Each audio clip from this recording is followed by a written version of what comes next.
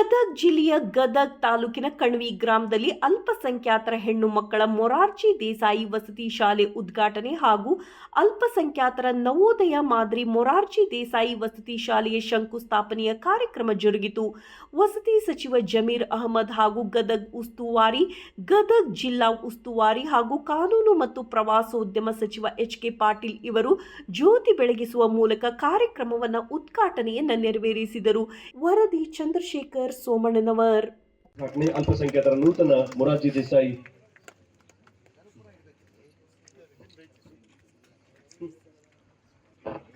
ಜ್ಯೋತಿ ಬೆಳೆಸುವ ಮೂಲಕ ಕಾರ್ಯಕ್ರಮಕ್ಕೆ ಚಾಲನೆ ಸಿಗ್ತಾ ಇದೆ.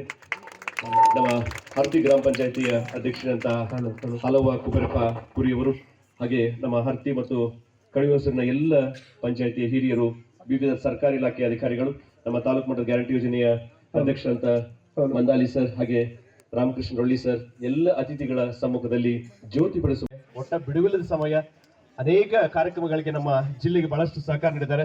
ಒಂದು ಬಾರಿ ಜಿಲ್ಲೆ ಪರವಾಗಿ ನಮ್ಮ ಸನ್ಮಾನ್ಯ ಶ್ರೀ ಜಮೀರ್ ಅಹಮದ್ ಖಾನ್ ಅವರಿಗೆ ಚಪ್ಪಾಳೆ ಮೂಲಕ ನಾವು ಕೃತಜ್ಞತೆಯನ್ನು ಸಲ್ಲಿಸೋಣ.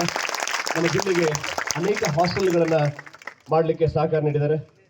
ಆರಂಭದಲ್ಲಿ ನಮ್ಮ ಕರ್ನಾಟಕ ಸರ್ಕಾರ, ಜಿಲ್ಲಾಡಳಿತ, ಜಿಲ್ಲಾ ಪಂಚಾಯತ್, ಅಲ್ಪಸಂಖ್ಯಾತ ಕಲ್ಯಾಣ ಇಲಾಖೆ ಗದಗ ಇವುಗಳ ಸಂಯುಕ್ತ ಆಶ್ರಯದಲ್ಲಿ ಅಲ್ಪಸಂಖ್ಯಾತ ಹೆಣ್ಣು ಮಕ್ಕಳ ಮೊರಾರ್ಜಿ ವಸತಿ ಶಾಲೆ ಹರ್ತಿ ನೂತನ ಕಟ್ಟಡ ಉದ್ಘಾಟನೆ, ಅಲ್ಪಸಂಖ್ಯಾತ ನವೋದಯ ಮೊರಾರ್ಜಿ ವಸತಿ ಶಾಲೆ ಹರ್ತಿ ನೂತನ ಕಟ್ಟಡ ಶಂಕುಸ್ಥಾಪನೆ ಕಾರ್ಯಕ್ರಮನ ನಮ್ಮ ಅಲ್ಪಸಂಖ್ಯಾತ ಕಲ್ಯಾಣ ಇಲಾಖೆ ಸಚಿವರು ನಮ್ಮ ಜಿಲ್ಲೆಗೆ ಬಹಳಷ್ಟು ಪ್ರೀತಿಯಿಂದ ಆಗಮಿಸಿ ಅನೇಕ ಯೋಜನೆಗಳಿಗೆ ಚಾಲನೆ ನೀಡಿದ್ದಾರೆ.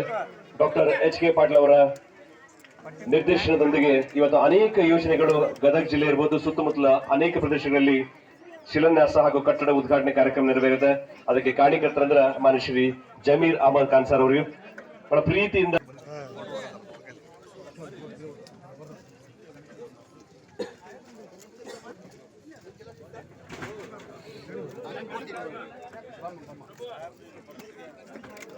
ಸಂಖ್ಯಾತ ಕಲ್ಯಾಣ ಇಲಾಖೆ ಪರವಾಗಿ ಗೌರವಪೂರ್ವಕ ಸನ್ಮಾನ ಡಾಕ್ಟರ್ ಎಚ್.ಕೆ. ಪಾಟೀಲ್ ಸರ್ ಹಾಗೆ ಅಮಿತ್ ಬಿದಿರಿ ಸರ್ ಅವರಿಂದ ಗೌರವಪೂರ್ವಕ ಸನ್ಮಾನ.